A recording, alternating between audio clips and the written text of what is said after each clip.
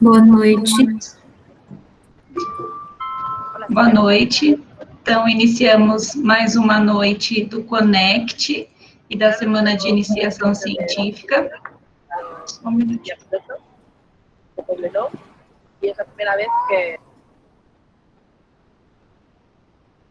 E de iniciação científica, Semana de Iniciação Científica. Hoje, 28 de outubro de 2020, teremos a palestra com o arquiteto e professor convidado, mestre João Felipe Almeida Lança. Boa noite, João, tudo bem? Queria, mais uma vez, agradecer a disponibilidade, e a gentileza de aceitar o convite e participar do nosso evento. Obrigada, viu, e bem-vindo. Boa noite, Karina, boa noite, pessoal. Eu que agradeço pelo convite, pela oportunidade de poder conversar um pouquinho com vocês hoje aí. Muito bom ver pessoas que são da nossa área aí tratando do assunto tão bacana. Fico muito feliz que haja um interesse aí da parte de vocês. Obrigada, viu? Agora que eu estou vendo a Mariana e Laísa aí, boa noite também. Sim. Boa noite aos alunos. Boa noite, João. Pessoal, o João é arquiteto e urbanista, formado pela Unesp de Bauru, com mestrado na área de gestão e operação de sistemas, com ênfase em transportes, sob o tema de indicadores de qualidade pela mesma universidade. Ele ocupou o cargo de gerente de transporte coletivo do município de Bauru, onde desenvolveu trabalhos relacionados ao planejamento de redes de transporte, informação ao passageiro, infraestrutura, políticas tarifárias, entre outros, na Empresa Municipal de Desenvolvimento Urbano e Rural também de Bauru. Dentre seus principais projetos, destaca-se a implantação do bilhete único, Passe Cidadão, app Moveit, Google Transit, entre outros. Atuou também como professor de urbanismo na Universidade Estadual Paulista, atua, como professor. Atualmente ocupa o cargo de professor de planejamento e projeto urbano e regional na Universidade Paulista, como coordenador adjunto no curso de Arquitetura e Urbanismo da Faculdade do Vale, e como consultor na área de planejamento urbano, impactos de trânsito e sistemas de mobilidade. Atualmente também preside o Conselho de Mobilidade de Bauru, e é responsável, junto ao CETEC, do Plano de Mobilidade de Garça e Plano Diretor de Araçatuba. Então, mais uma vez, bem-vindo, muito obrigada, João, com esse mini currículo super extenso, Deixo vocês aí em boas mãos, aproveitem, explorem tudo que o João tem aí de informação, ele é super acessível, uma pessoa super bacana, tenho certeza que vocês vão gostar bastante. Obrigada mais uma vez, viu, João? Obrigado, Karina, obrigado pelas palavras aí. Queria mais uma vez dar boa noite a vocês, parabenizar pelo evento, Acho muito importante a gente estar sempre fazendo essas conversas, esses debates, assim, e escutando temas que nem sempre a gente escuta dentro das faculdades, Alguns temas estão ainda muito longe da nossa realidade a nível Brasil e até mesmo dentro das discussões acadêmicas, E como a Karina comentou comigo, vocês estão justamente também no momento de discutir iniciação científica, Então, também acho super importante trazer um tema desse para dentro da sala de aula, E digo isso, assim, não é à toa, Eu sempre que eu tenho a oportunidade de falar, ou com os alunos que já não aguentam mais ver minha cara aqui, aqui em Bauru, aqueles que eu leciono, e quando eu também tenho principalmente a oportunidade de falar com o pessoal que eu não conheço, Eu sempre gosto de comentar, assim, começar falando sobre a minha experiência de aluno, Eu, quando fiz faculdade, por acaso junto, muito próximo ali das Laís, Mariana, Karina, não vou contar para não entregar a idade de ninguém, tá? Fiquem tranquilos.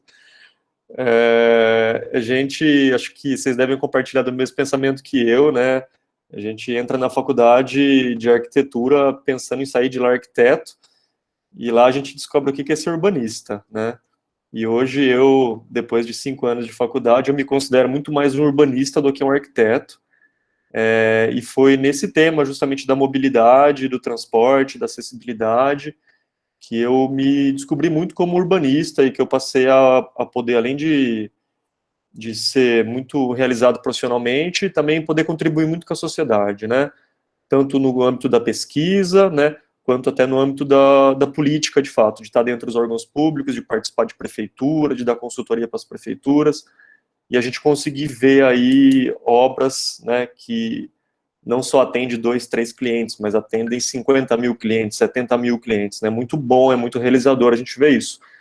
E isso a gente só descobre nesses momentos, né? Nesses momentos de semanas acadêmicas, quando os professores trazem um maluco de fora lá para falar sobre um tema que às vezes a gente nunca tinha escutado falar, né? Então, acho muito legal isso, assim, quando a Karina falou, aproveitem, não é pelo simples fato do que eu vou falar aqui, mas aproveitem pelo fato de que essas palestras, essas aulas, elas complementam aquilo que a gente tem em sala de aula, né, e às vezes trazem temas que quando a gente entrou na faculdade a gente nem imaginava que existia, e aí daqui a 4, 5 anos vocês vão estar palestrando sobre esse tema para outro grupo de alunos. Isso é muito legal, fico muito feliz com isso. Bom, gente, como a Karina já comentou aí, né, minha área de trabalho e profissional e até acadêmica, ela é essa área de projeto urbano, e sempre com ênfase em questão de mobilidade, né. E eu trouxe para vocês aqui hoje também um tema que é um tema recente, até para quem trabalha com mobilidade, quem trabalha com projeto urbano, que é essa ideia do urbanismo estratégico, né, eu vou depois mostrar aí mais à frente o que vem a ser esse tema, e é basicamente uma aula com um monte de referência de projeto, né. A gente não vai falar sobre conceituações muito complexas aqui, mas a gente vê um monte de exemplo de projeto, e a gente conseguir ver o quanto isso é próximo da nossa realidade, o quanto isso é fácil de ser feito, e o quanto a gente consegue mudar a realidade das nossas cidades aí, com muito pouco esforço, né? Muito pouco esforço. Esforço, acho que não muito pouco, né? O esforço é grande, mas com pouco material, com pouco recurso financeiro, o que é essencial, né? Bom, eu vou, então, pedir licença para compartilhar minha tela com vocês aqui, tá? Antes de eu compartilhar, também queria que todo mundo que está presente aí ficasse à vontade para tomar a palavra a hora que quiser, tá? Se quiser abrir o microfone, se quiser mandar pergunta no chat, a qualquer momento, fiquem à vontade, tá? Eu só peço, vou pedir daí, Karina, que está acompanhando, se tiver pergunta no chat, se só puder abrir o microfone, às vezes eu não vejo aí, tá? Tranquilo, João, vou monitorando aqui. Ou se também quiserem abrir o microfone e fazer pergunta, fiquem à vontade, porque aí fica mais dinâmico, né? Vamos lá, a gente fala que é uma palestra, mas entendam mais como um bate-papo, né? Mais como Eu vou compartilhar minha tela com vocês, então. Já conseguem ver minha tela? Tá aparecendo, sim. Sim. Bom, vamos lá. Eu sempre gosto da gente, quando a gente vai começar a falar sobre esses assuntos de mobilidade, né, tentar mostrar mais ou menos o período que a gente está vivendo, né, o quanto esse período que a gente vive, ele é um período controverso, né, ele é um período que, quando a gente olha para alguns anos atrás, a gente não consegue imaginar que as cidades eram tão fáceis assim, tão agradáveis, né, de se deslocar, de se locomover, e o quanto hoje essa cidade tem ficado cada vez mais difícil da gente trafegar, da gente se locomover, da gente acessar o nosso direito a ir para a faculdade, né, a ir para uma praça, a ir para um supermercado, né, tem cada vez ficado mais difícil. Isso não é um problema, né, que é exclusivo, né, das nossas cidades. Isso é um problema que já se colocou a nível mundial, né, e diversas soluções sempre foram discutidas, né, como solucionar o problema de mobilidade nas cidades. Sempre gosto de trazer aqui um dos debates, que é o nosso hoje debate que aconteceu aí pelo menos uns 50 anos atrás, mas que é hoje que esse debate tem florescido nas cidades, é hoje que os resultados dele têm aparecido, né. Não sei se alguém já ouviu falar desse grande projeto aqui que chamava Cross Manhattan. Quando a gente olha para Manhattan, né, a gente sempre associa Manhattan, hoje, né, a gente associa Manhattan a uma cidade com uma grande qualidade de vida, né, calçadas muito largas, né, uma cidade arborizada, mas no passado houve lá em Manhattan um embate muito forte entre aquilo que poderia ter se tornado Manhattan e o que ela se tornou hoje, né.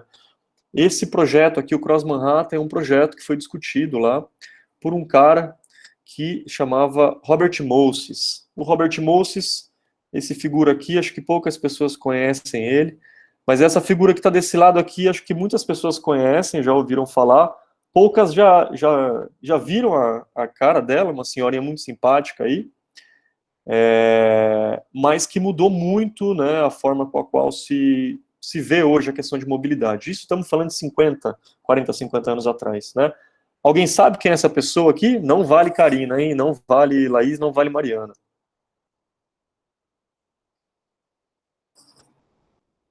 Alguém tem ideia de quem seja essa pessoa que entrou no embate com Robert Moses? Robert Moses, para quem não sabe, ele foi um grande engenheiro arquiteto norte-americano responsável por grandes obras rodoviárias nos Estados Unidos, né? É ele que projetou e implantou grandes rodovias, grandes vias arteriais nos Estados Unidos, sempre tendo em vista o carro como o elemento principal, né? Então a ideia dele era que todo norte-americano ia um dia ter um carro e que esses carros eles deveriam se deslocar facilmente pelas cidades, né? Ele uma vez, quando foi perguntado se ele preferia projetar rodovias em áreas desocupadas ou avenidas em cidades, ele falou que ele preferia rodovias porque não tinha gente para atrapalhar, né? Ou seja, ele não projetava para as pessoas, né? Ele projetava para os automóveis. E em um certo momento da carreira dele, ele vai enfrentar um debate muito, muito acirrado com essa que está aqui do lado, que acho que ninguém adivinhou. Alguém adivinhou quem é? Jacobs. Jane Jacobs, está aqui, ó. Quem que acertou? Aí, Karina, marca aí ponto positivo aí, depois você... Mais uma hora de atividade complementar. Jane Jacobs, ela entrou num embate com Robert Moses, né, quando ele apresenta um projeto para uma grande avenida e que essa avenida vai cortar a praça, né, uma praça, que será praças em que muitas mães se reuniam lá, né, e esse aqui é justamente um dos primeiros manifestos que ela faz, que depois vai se tornar o livro, né, Morte e Vida de Grandes Cidades Americanas, e esse embate que ela vai trazer para ele vai começar a abrir o olhar de muitos urbanistas para aquilo que está acontecendo com as cidades, né? No Brasil, esse debate ele chega tarde, né? A gente ainda vem de uma cultura ainda da qual o automóvel ainda é o elemento predominante, né? A gente ainda, quando a gente fala de trânsito, toda aula eu pergunto assim para os alunos, o que é trânsito para vocês? Todo mundo fala, trânsito é automóvel, é congestionamento, é gente parada, né? Quando a gente fala de trânsito, a primeira coisa que vem na nossa cabeça é o automóvel, né? A nossa cultura, ela está essencialmente ligada ao automóvel. E não é à toa, né? Vamos pensar que nos Estados Unidos, que ainda é visto como o país, né, do automóvel, dos grandes subúrbios, lá esse embate começou 50 anos atrás. Hoje a gente tem visto algumas mudanças. No Brasil, esse embate mal começou, né? E a gente tem um histórico, né, no Brasil, que está sempre meio que como reflexo dessa política, das políticas urbanas norte-americanas, europeias muito pouco, principalmente norte-americanas, né? Como exemplo, né, a gente tem lá o plano de avenidas dos Prestes Maia, né, da década de 30, que é um grande plano para a expansão da rede de avenidas da cidade de São Paulo, e que guiou o crescimento de São Paulo por muitos anos, né, as próprias marginais, a Avenida do Estado, diversas avenidas são previstas no plano dele, pensando sempre no automóvel como elemento principal, né. Temos depois Juscelino Kubitschek, né, a própria Brasília como a cidade expoente do uso do automóvel, né, isso tudo criou na gente um espírito, né, da qual as cidades elas só vão se desenvolver, elas só vão crescer, a gente só vai ter qualidade de vida quando todo mundo tiver um automóvel. E hoje a gente tem visto, né, que talvez não seja bem assim, né. Esse discurso do Robert Moses, por exemplo, vai influenciar políticos brasileiros, né, vai influenciar a classe econômica dominante no Brasil, e diversas obras vão também ser feitas no Brasil, seguindo essa linha, essa ideia da qual o deslocamento principal tem que ser feito pelo automóvel, pelo transporte individual, né. Esse aqui, poucas pessoas sabem quem é, a foto não está muito legal, mas é um grande de um figura também responsável por diversas obras aí na cidade de São Paulo, como, por exemplo, o Elevado Costa e Silva, né? Hoje não se chama mais Elevado Costa e Silva, né? O famoso Minhocão.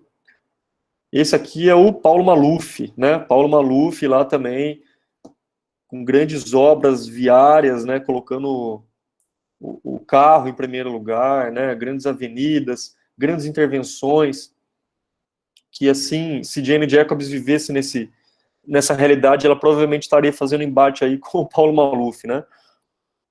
E a realidade nossa hoje é essa, né? A gente tem aí, por mais que se invista bilhões de reais em expansão do sistema viário, cada vez mais a frota de automóvel aumenta, cada vez mais o sistema viário também aumenta e tira espaço dos outros meios de transporte, e cada vez mais ele piora, né? Cada vez mais ele piora. Isso aqui é uma notícia já bem antiga, né? Vocês estão vendo aqui que é 2012. Esse recorde aqui já foi quebrado pelo menos aí umas 20 vezes, né? Já bate aí, ano após ano, o recorde de congestionamento bate. E isso não é algo tão novo, né? Eu trouxe aqui algumas notícias que a gente vê já de muitos anos, inclusive essa que é bem interessante, né? Propaganda de automóvel. Quem tem cabeça, alarga as ruas, né? É uma política que a gente não podemos dizer que não foram feitas intervenções para que se melhorasse e para que se desse mais espaço para os automóveis. Só que a verdade é que quanto mais espaço se dá, mais espaço ele ocupa e mais espaço ele vai requerir da gente, né? Mais espaço ele vai solicitar. Então a gente está entrando quase que num ciclo vicioso, né? E aí qual a realidade quando a gente para pensar em quem não faz uso do automóvel, né? A realidade que a gente tem construído nas nossas cidades é mais ou menos essa dessa chargezinha aqui, né?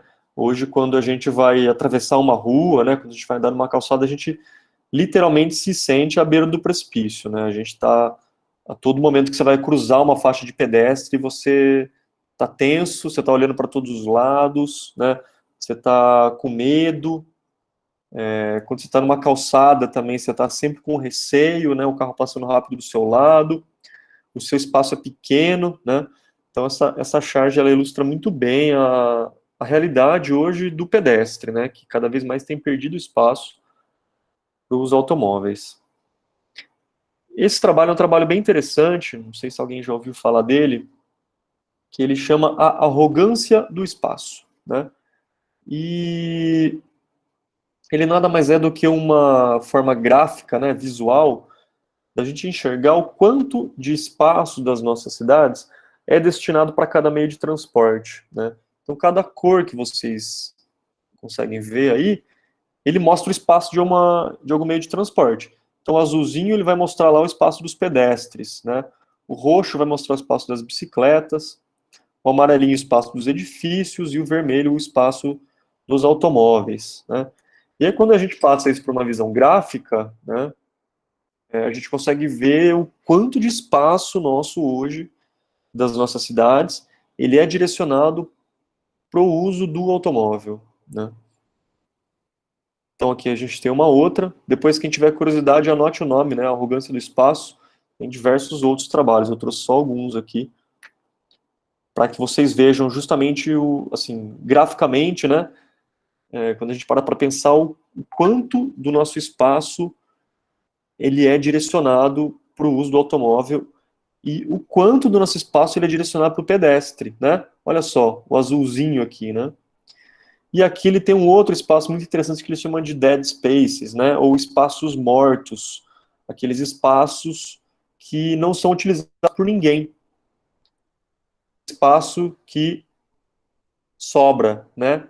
Então aqui a gente tem os dead spaces aqui, aquele espaço que ninguém consegue utilizar. Seja porque ele está isolado, seja porque o pedestre não consegue acessar, né, seja porque ele sobra de um sistema viário, mas enfim.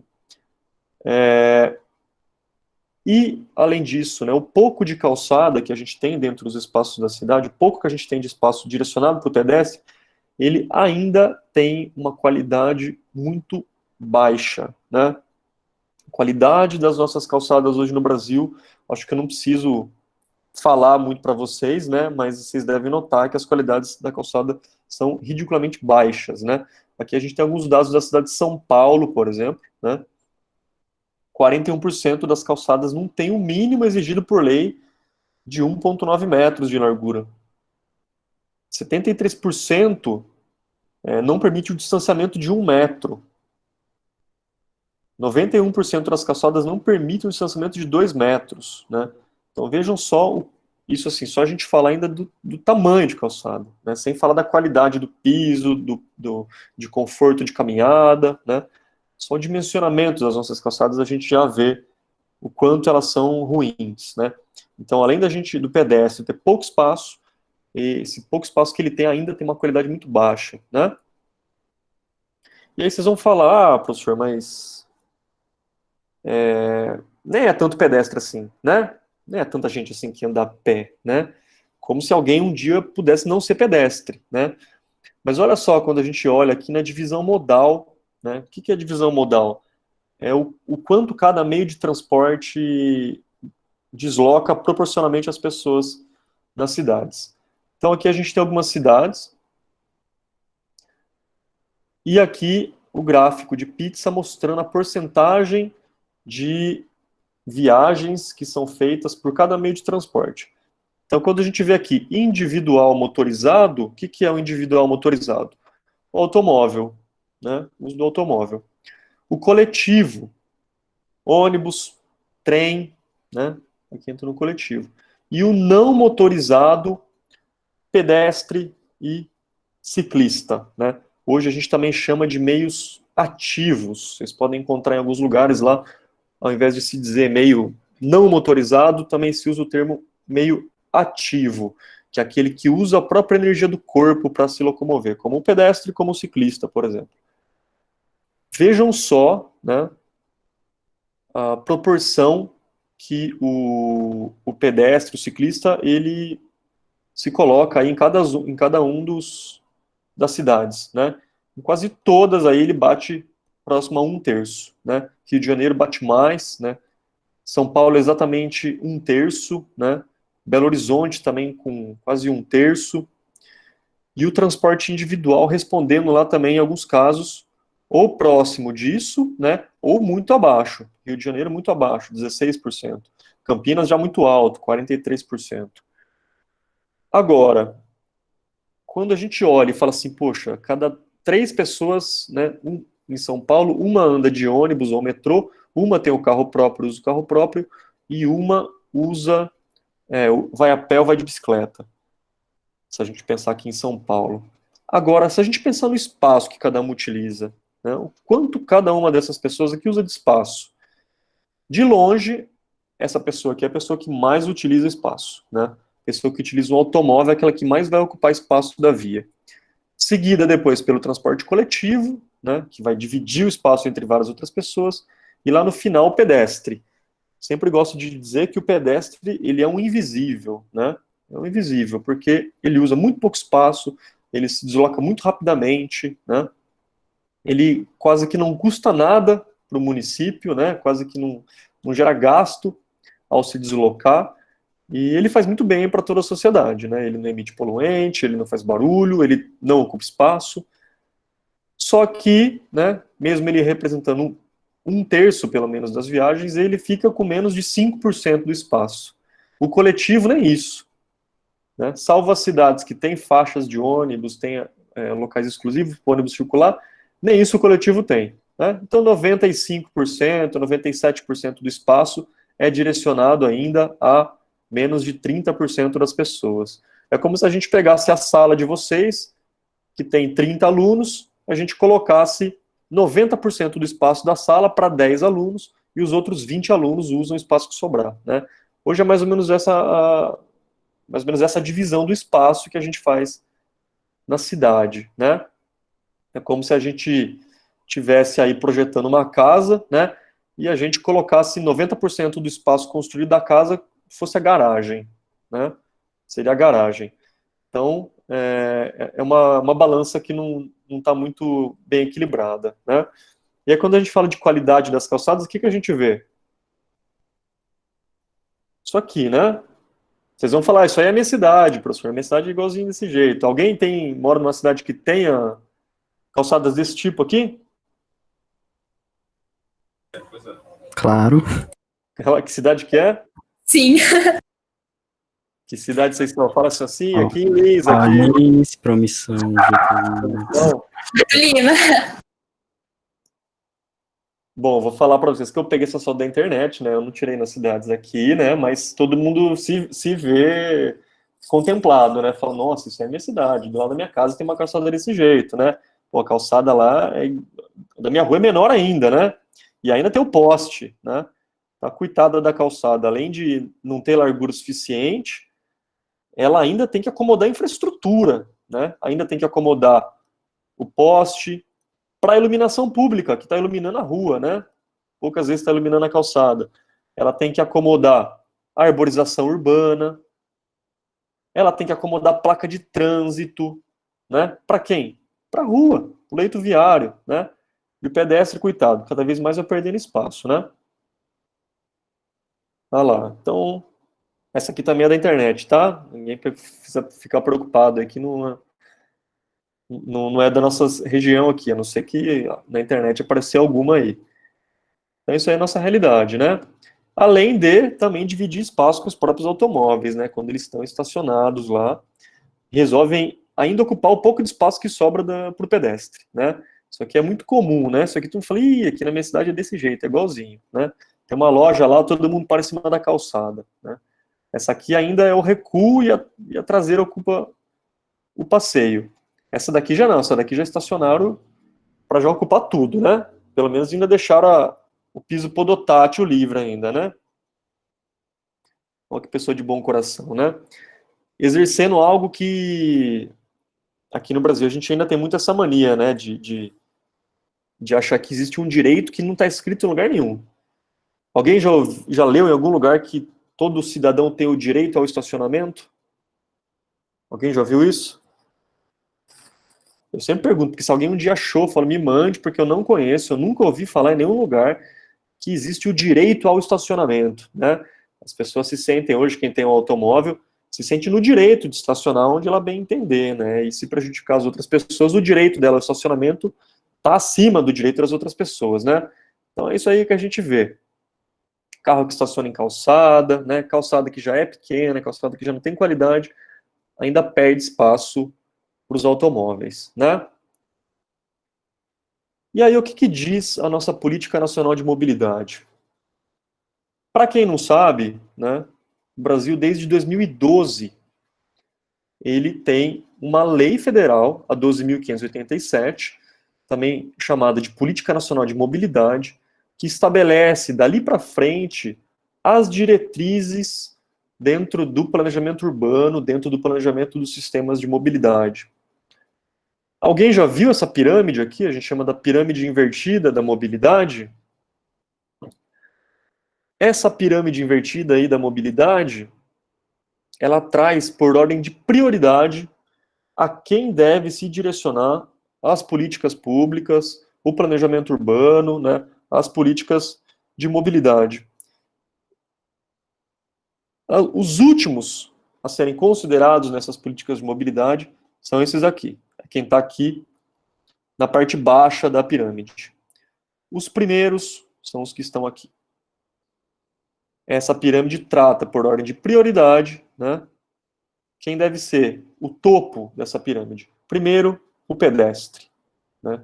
A gente sempre tem que pensar no pedestre em primeiro lugar, em qualquer tipo de projeto urbano, né? Qualquer tipo de projeto urbano, o pedestre sempre vem em primeiro lugar. Por que ele sempre vem em primeiro lugar? Primeiro, porque ele é o mais suscetível, né? Ele é aquele que mais está sob risco num eventual acidente, por exemplo. Quem é o elemento mais exposto? É sempre o pedestre, né? O pedestre é aquele que mais vai ter dificuldade de locomoção, né? A locomoção dele sempre vai ser mais difícil do que de qualquer outro meio de transporte que faça uso do motor, por exemplo, né? O pedestre, né, é aquele que pode desconhecer as regras de trânsito, né? Pode desconhecer por quê? Porque ele pode ser uma criança, né? Ele pode ser um idoso, ele pode ser uma pessoa que não tem carta e que, portanto, pode desconhecer o regramento de trânsito. Então, quem é que tem que tomar conta dele? Os outros que conhecem, né? Então, por isso que o pedestre é sempre o elemento principal a ser pensado. Além de que, daqueles outros que eu falei lá no começo, né? Ele não polui, né? Ele não traz gasto, traz benefício para a saúde, né? Então ele sempre vai estar no topo. Depois ele vai ser seguido pelo ciclista, que também, né, tem quase os mesmos benefícios que o pedestre, seguido depois do transporte público, para depois chegar ao transporte de carga e lá ao final, carros e motos, né, o transporte individual.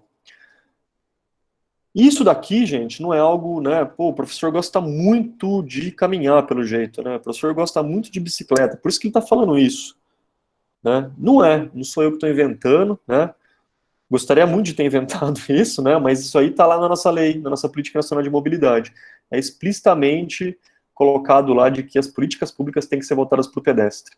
E de lá para cá, todo município ele se vê obrigado a elaborar o plano de mobilidade, que é um plano para que essa cidade justamente aplique essa política e traga o pedestre em primeiro lugar, né?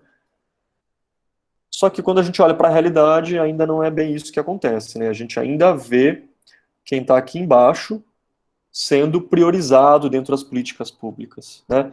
Não sei aí qual é a cidade que que todo mundo aí reside, né? Mas posso dar alguns exemplos aqui que vocês vão falar, na minha cidade isso acontece, né? A gente vê lá, por exemplo, o jornal toda manhã, ele fala mal do prefeito porque tem buraco na rua, né? Porque tem trânsito numa avenida, porque lá tem meia dúzia de carros lá que estão passando no buraco. Só que a gente nunca vê o jornal falando, né, dos imóveis que não tem calçada, da calçada da própria prefeitura que tem buraco, da falta de rampa, né, rampa para acesso universal junto às esquinas. A gente dificilmente vê o jornal lá falando que não há incentivo para o transporte cicloviário, né. Eu nunca me esqueço uma vez que a prefeitura de São Paulo, ela anunciou que ela ia implantar lá, se não me falha a memória, 15 milhões de reais só em reforma de calçadas, só a reforma de passeio público. No outro dia o jornal estava chamando o prefeito de louco, onde já se viu gastar dinheiro com isso, né? A cidade cheia de buraco e o prefeito cuidando de calçada. E foram nesses termos que o jornal falou, né? Eu pensei como a nossa cultura ainda está longe, né, de ver essa pirâmide aqui de fato se invertendo, né? Bom, mas vamos lá. Isso tudo estou falando só para a gente ter um panorama geral, assim, da nossa situação.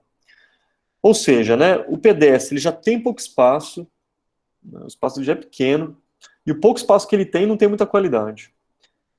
Cerca de 30% das viagens são feitas por pedestre, mas ocupa menos de 10% do espaço, né, e tem muito menos recurso público aplicado para ele. Eu duvido muito que alguém resida em algum município aqui que tenha lá na prefeitura uma rúbrica, um valor do orçamento que seja destinado só a reformar a calçada. Eu duvido. Se alguém trouxer, a Karina falou que dá 3 pontos na média, tá? Então, se alguém aí conseguir aí na cidade que mora, achar lá na prefeitura, ó, a prefeitura da minha cidade aqui, ela tem aqui, ó, 1% do orçamento vai para fazer calçada. Se alguém achar isso daí, me manda que a Karina vai dar 3 pontos, tá, Karina?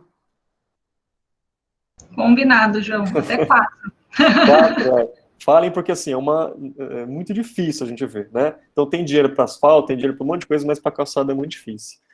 E o pedestre cada vez mais perde espaço para o transporte individual, né? Para o estacionamento, alargamento de vias, né? Então com isso a gente alimenta sempre um ciclo, né? Opa, meu ciclo ficou meio torto aqui.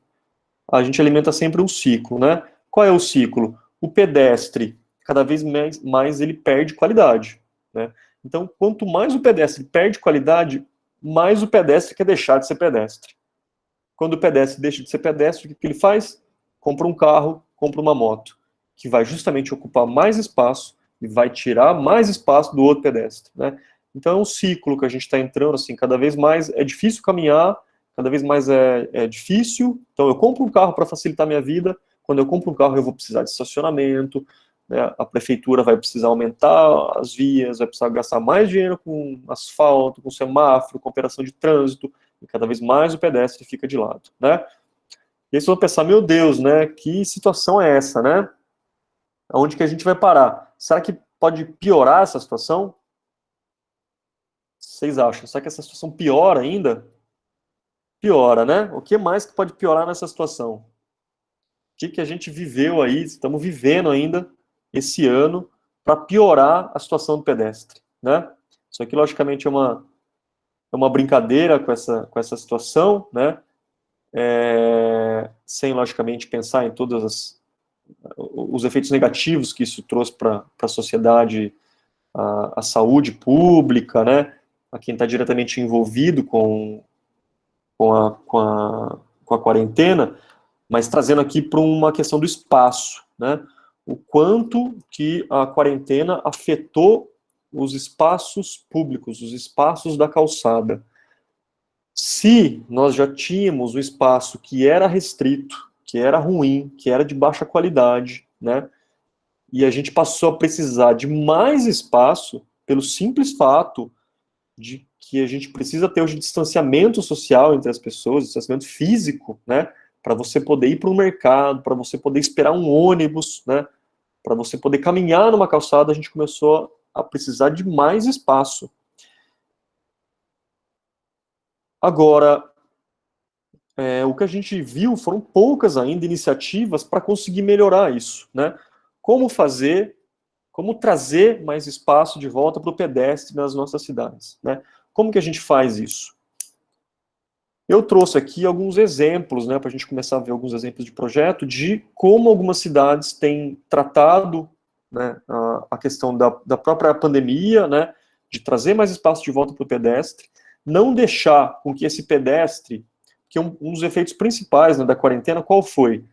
A queda no usuário do transporte público, né? Muitas pessoas deixaram de usar transporte público. Algumas cidades enfrentando mais de 70% de queda no número de pessoas usando o transporte público. Para onde essas pessoas foram?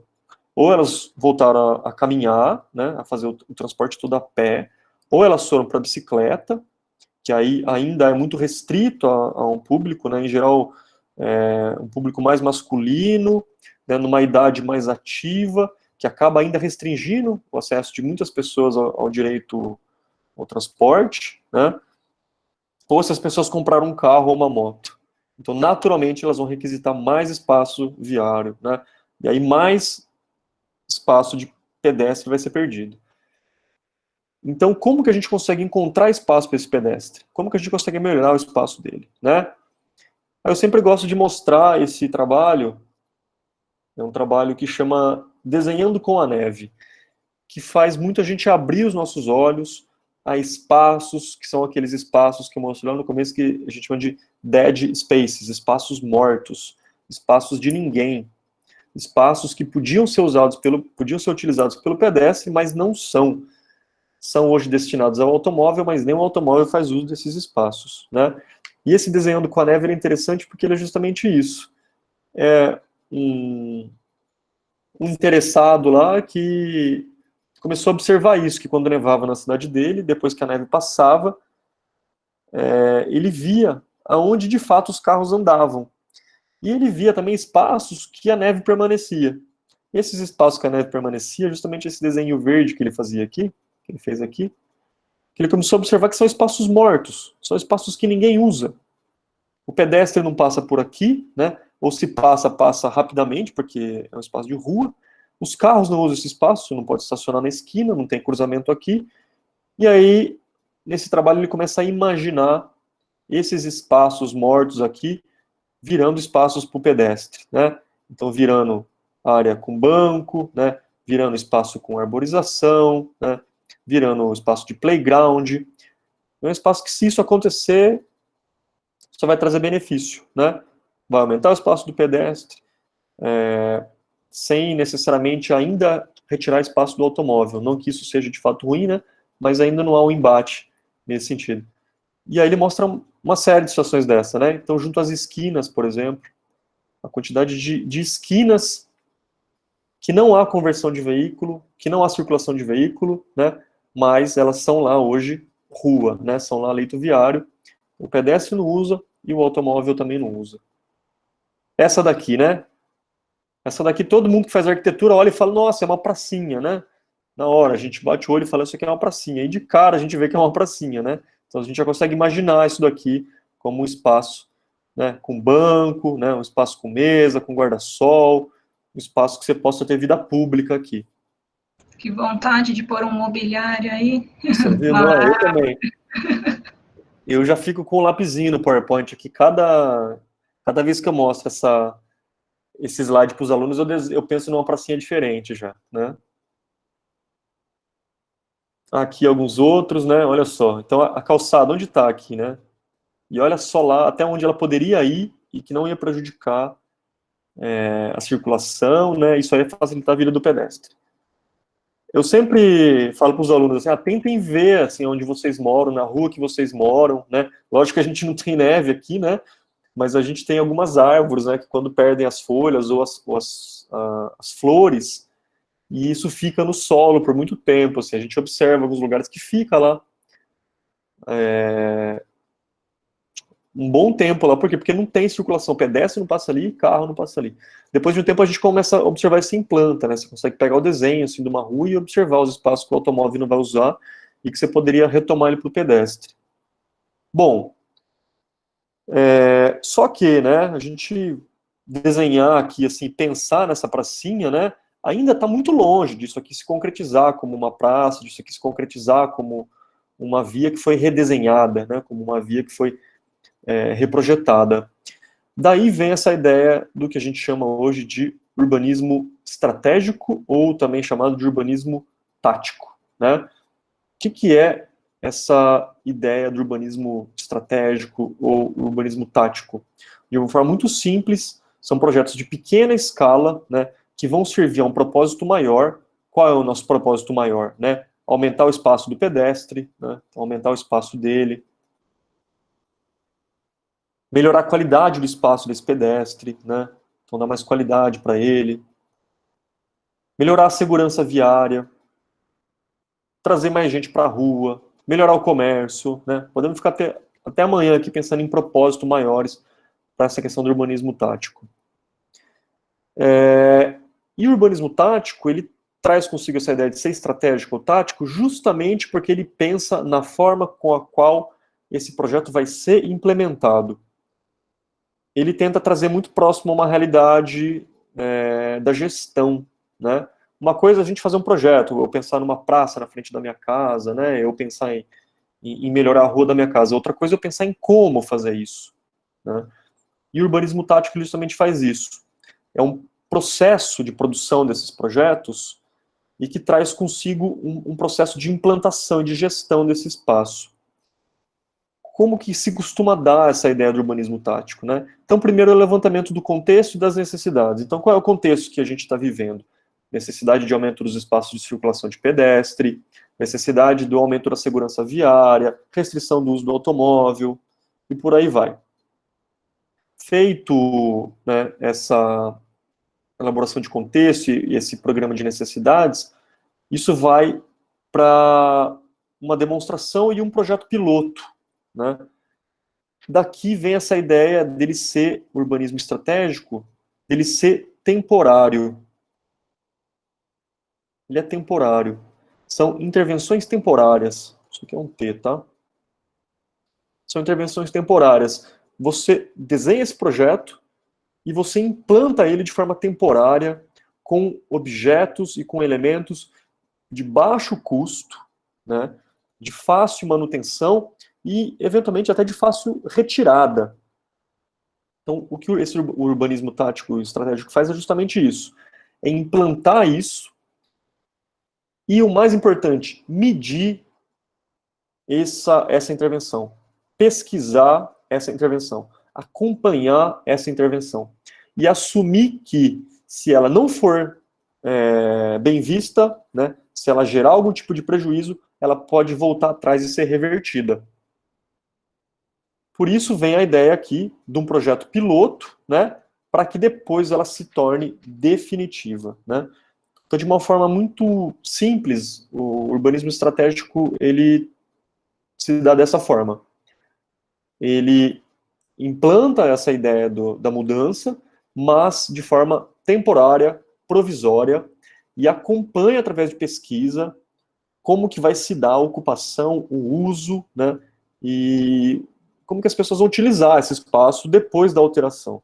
Então aqui a gente está vendo uma série de exemplos que eu vou até mostrar na sequência aqui, para que vocês possam ver o que é esses objetos, esses elementos temporários, né, como que se faz essas medições. Então veja que ele também está muito ligado à pesquisa, né. É uma mudança quase que de paradigma, porque a gente está acostumado ainda a ver grandes projetos urbanos, né? Quando a gente fala de projeto urbano, vocês falam assim, pô, redesenhar uma rua, refazer uma rua, a gente pensa numa coisa assim, botando a rua abaixo, fazer uma rua nova, né? E aí, se a população não aceita bem? E se a cultura da população não estiver alinhada a essa mudança muito repentina que esse projeto urbano trouxe? Um exemplo que a gente está vendo agora, o Anhangabaú, né, sendo discutido aí, uma mudança extremamente repentina, né? Por mais que sejam quase 2 anos de obra, ela é repentina. Né? De um dia para o outro foi tudo fechado e virou um projeto que ninguém sabia o que era. Será que não é o caso de que isso se implante de forma temporária, que se façam experimentos, que se façam pesquisas, que você vá acompanhando e então consolidando isso aos poucos, né? É mais ou menos essa a ideia do urbanismo estratégico, do urbanismo tático, né? E aí eu trouxe aqui algumas referências e alguns exemplos justamente de cidades que fizeram isso. E uma das cidades, né, que é referência nesse movimento para a gente é Nova York, né? Quando eu mostrei lá para vocês Manhattan, lá no começo, não foi à toa. A gente, de 2002, se não me falha a memória, para cá, passou por uma transformação absurda, né, no desenho das ruas, né? E a pessoa responsável lá, né, dentro da gestão do Bloomberg, foi a Janet, né, que foi secretária de transporte do Bloomberg, e ela, depois que sai da secretaria, ela publicou esse livro aqui, Street Fight, e que o próprio nome não podia, né, ser mais direto, né? É a briga pelo espaço da rua, né? Ela fala que o livro para uma revolução urbana pela briga da rua. E ela no fim diz isso, assim, que você melhorar o espaço do pedestre, trazer essa infraestrutura, ela é uma briga, ela não tem um sonhamento, né? Você tem que tirar espaço de um, buscar espaço para o pedestre para poder dar qualidade para ele. E aí a gente tem uma série de exemplos aqui do que foi feito lá, não sei se vocês já viram, não são projetos assim tão recentes, né? Um dos mais famosos é justamente esse cruzamento aqui. Não sei se vocês conhecem esse cruzamento aqui, alguém já viu esse cruzamento, mesmo que pela televisão? É um dos cruzamentos mais famosos do mundo. É lá o cruzamento da Times Square, né? Onde vem a Broadway lá. E aqui a gente consegue ver desse lado o antes, né? E desse lado aqui a gente vê o depois. De uma forma muito simples, né? O que foi feito? O fechamento para automóveis de um dos lados dessa via, né? Então foi fechado para automóvel desse lado, ela forma mais ou menos um Y. E foram feitas intervenções assim, que quando a gente olha no primeiro momento, fala assim, foi pintada a rua e foi botado vaso, né? Aí depois botaram lá guarda-sol, né? Depois, com o tempo, o guarda-sol virou um guarda-sol fixo, né? Depois veio um banco de arquibancada, depois começou a chegar iluminação, começou a chegar a estação de bicicleta, e com isso, isso se consolidou como uma praça, né? Se consolidou como uma praça. O que era isso daqui, que era barulhento, poluía, tinha pouco espaço para pedestre, hoje virou isso daqui, né, que a gente vê do lado direito, virou uma grande praça, o movimento de pedestre aumentou, o movimento das lojas aumentou, né, a poluição reduziu, o barulho reduziu, hoje as pessoas, quem tiver curiosidade, depois tem alguns vídeos no YouTube, assim, de entrevista do pessoal que reside, que trafega aqui, que eles falam, hoje é muito agradável sentar aqui para consumir, para ir nas lojas, a gente consegue escutar, a gente quer parar para ver vitrine, coisa que não acontecia aqui atrás, né? E com elementos super simples. Por que super simples? Porque é um teste. Fecha, implanta essa situação, funcionou, consolida. Não funcionou, volta atrás. Assim também foi feito com uma rede cicloviária gigantesca, também implantada, só com sinalização a princípio, né? Isso é testado, depois que isso funciona, que isso se consolida, passa a ter infraestrutura física, né? Começa a aparecer canteiro, começa a aparecer elemento físico. Aqui um outro exemplo também muito interessante de um fechamento de uma via. Vocês devem conseguir notar que esse espaço aqui que eu desenhei era uma rua, né? Era uma rua. E o que ele virou? Uma praça, né? Eles interligaram essa praça aqui a essa calçada, a esse passeio aqui. Então isso virou uma praçona, né? Então a gente consegue ver aqui espaço para jogos, né? A separação é feita com vasos removíveis, sinalização de solo, né? O solo ele é pintado, são colocados bancos, e isso passa a ter vida, né? Passa a atrair pessoas para esse espaço, passa a atrair vida, e o espaço acaba se consolidando como uma extensão de uma praça, né? Isso aqui é uma ideia muito clara do que é esse urbanismo estratégico, né? Essa aqui que é uma intervenção também gigantesca que foi feita. Não sei se vocês conseguem ver bem, mas existe uma corzinha cinza, um castanho mais claro aqui. Esse castanho mais claro, tudo é a rua. Isso que eu estou fazendo em vermelho aqui era o que você tinha de calçada antes de canteiro central, né? Você tinha isso aqui de canteiro. Hoje, todo esse espaço que está aí, nesse marronzinho, passou a ser espaço de uso do pedestre, né? Então, os fechamentos também com vasos, os elementos com guarda-sol aqui, né? Alguns espaços passaram a receber bancos, trailers de alimentação, pontos de informação turística. A gente consegue notar aqui a quantidade de travessias de pedestre que foram implantadas, né? Então você acaba trazendo mais vida para esse espaço, né? João. Oi. Tem uma pergunta, posso emendar? Porque Vamos lá. Tem a ver com o discurso aí.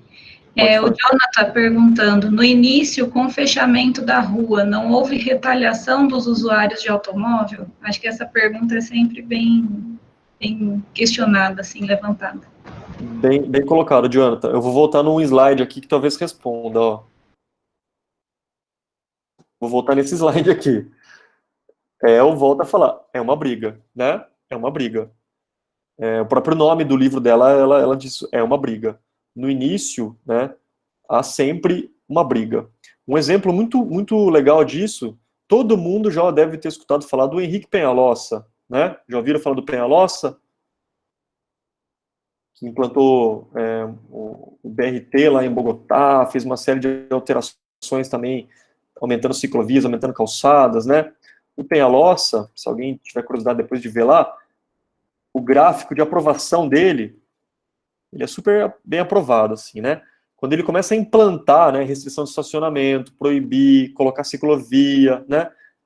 Ele tá aqui, né? Ele começa a fazer isso, a aprovação dele vem aqui embaixo, ó. Quando as pessoas começam a entender isso, a aprovação dele vai lá em cima, né? Tanto é que ele é reeleito depois, né? Há sempre, por conta disso tudo que eu falei no começo, né? Nossa cultura sempre no sentido de querer manter um certo status, né? Um certo conforto que a gente tem, e que é de quem? Do cara que faz uso do automóvel. Mas vamos voltar a pensar lá, quando eu mostrei no começo, aquele gráfico lá, aquele gráfico de pizza, que mostra lá o total de pessoas que usa cada meio de transporte, né? 30% das pessoas usam o automóvel, 70% das pessoas ou usa transporte público, ou anda a pé, ou anda de bicicleta. Ou seja, numericamente, né, faz muito mais sentido eu trazer infraestrutura para quem é pedestre, né? E um efeito que vem num segundo momento, né, e a gente viu isso em São Paulo, né, em 2014, 2015, é que quando eu passo a melhorar a vida do pedestre, a melhorar a vida de quem usa transporte público, mais gente deixa de usar o automóvel e passa a usar aí a pé ou usar transporte público. Na São Paulo aconteceu isso. Então você tem menos pessoas utilizando o transporte individual. Fica no transporte individual quem não tem outra opção, né? Quem não tem outra opção. Eu quero falar, eu sou prestador de serviço, eu carrego material de obra, eu carrego um monte de coisa, eu preciso usar o automóvel, eu gostaria muito de ir a pé, mas eu não consigo. Para esse cara é ótimo, porque aquelas outras 10 pessoas que geravam trânsito para ele, começaram a ir de ônibus, começaram a ir a pé. Então, um efeito natural dessas restrições, quando você aumenta a qualidade para o pedestre, é você ver uma melhora no trânsito. É meio estranho a gente falar isso, né? Mas é o que acontece. Naturalmente o trânsito melhora. Por quê? Porque mais pessoas passaram a usar o ônibus ou a ir a pé, ou a ir de bicicleta, por exemplo. É mais ou menos a gente pensar na situação do começo da pandemia, né? Você tinha ruas que estavam praticamente vazias, né? Por quê? Porque essas pessoas deixaram de se locomover. Imagina que essas pessoas que deixaram de se locomover estão indo a pé ou estão usando transporte público, né? Então é uma situação, é um efeito, mas no começo sempre vai haver uma briga, sempre vai haver. É uma mudança de cultura, né? É uma mudança de cultura e a gente sempre quer ver a mudança, mas nunca quando ela afeta a gente, né? Quando a gente perde algum direito, a gente não gosta. E lembrar também, né, o Jonathan que fez a pergunta, que algumas dessas intervenções, elas são justamente feitas naquilo que a gente chamou de dead spaces, ou seja, espaços que não são de ninguém. Esse aqui é um exemplo muito legal disso, ó. Olha só. Essa esquina aqui, muito provavelmente ninguém usa ela. Até a gente consegue ver aqui que tem um zebrado aqui, ó. Ou seja, é uma esquina que o carro não usa essa esquina, né? Provavelmente o carro não vira aqui, ó. Deve ser nesse sentido aqui que ele deve circular. Ou seja, ninguém vira nesse espaço. Então, o que pode ser esse espaço aqui? O que pode ser? Daí vem essa ideia do redesenhar as ruas, né? Eu consegui encontrar espaços nela que ninguém usa e trazer esse espaço de volta para o pedestre. Então, olha a diferença que a gente tem dessa esquina aqui para essa esquina aqui, né? Se mudou completamente a realidade dessa rua.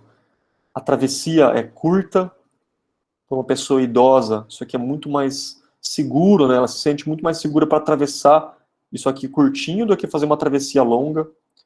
Você tem agora, né, vai começar a aparecer mais vendedores, mais gente, mais espaço. Você tem já até hoje eu não sei se é uma estátua de verdade ou não aqui, né? Mas você começa a ter mais vida nesse espaço.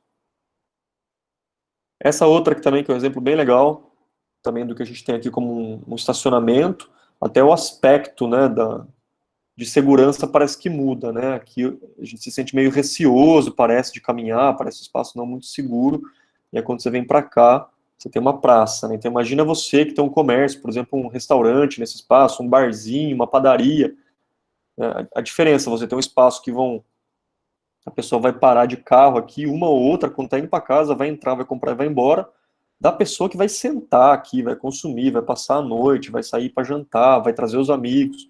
É um espaço muito mais agradável, né? E isso traz para a gente, isso é comprovado, aumento nas vendas e aumento na arrecadação desses locais que estão em frente a bons espaços públicos. Aqui alguns outros exemplos também, né, desses elementos super baratos, né, sinalização. E aí, lógico, né, você fala, parece coisa mal feita, né, mas de fato é de rápido, a ideia é que ele seja de rápida implantação para que você possa medir isso depois. Não deu certo? Tira, né, não deu, gerou mais acidente, os pedestres não usaram, né, tira, volta atrás. Aqui um outro exemplo muito legal também do que está acontecendo em Barcelona, né? Barcelona, todo mundo, quando a gente fala de Barcelona, todo mundo vai lembrar lá de quem? Do Cerdá, né? Do plano Cerdá. Com o plano das quadras sextavadas, né? Do Cerdá, e aquele plano reticulado, né? Que é muito parecido com o que a gente tem aqui, né? No interior do estado de São Paulo, né? A ideia da quadra. Lógico que não é o mesmo desenho da quadra que a gente tem, mas é esse desenho dessa malha, né? Ortogonal. Quando a gente olha essa malha, a gente quase não consegue ver, né, como humanizar, como trazer gente para essas quadras.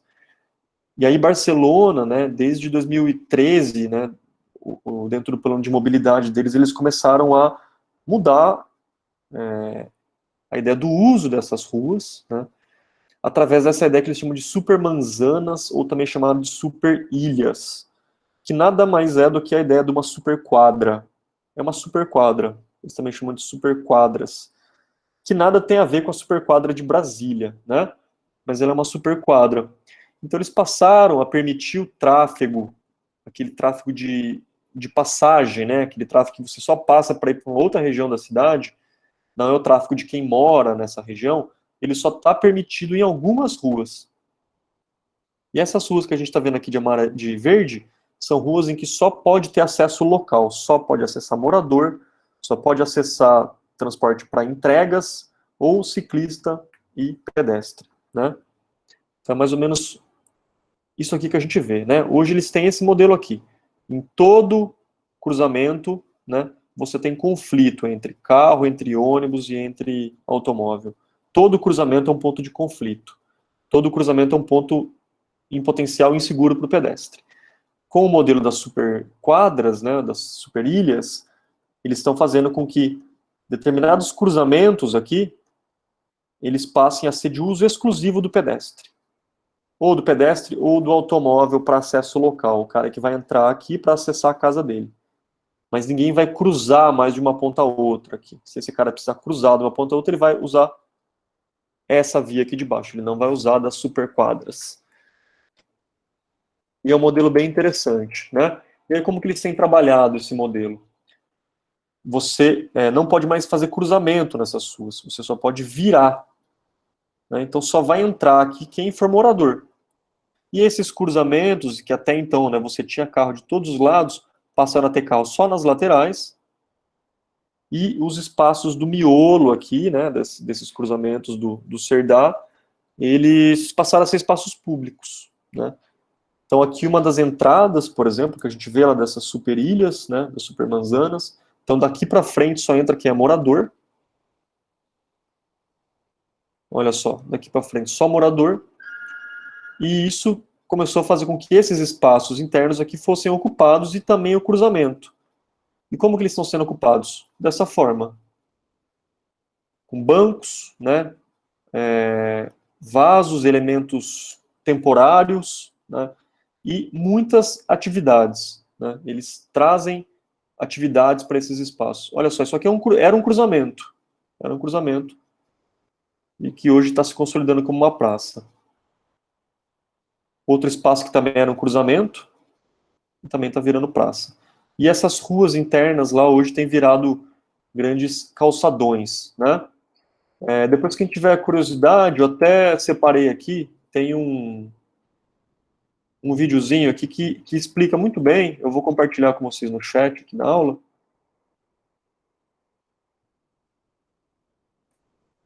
Quem tiver curiosidade depois pode assistir. Aí mostra eles fazendo as atividades, as crianças. Então, eles fazem festa de criança no meio da rua, né? Fazem jogo de futebol. Enfim, eles têm humanizado essas quadras. Aí vocês vão falar, legal, pô, mas aí mostrou Nova York, mostrou Barcelona, né? E no Brasil? O que a gente tem de concreto? O que tem acontecido? Né?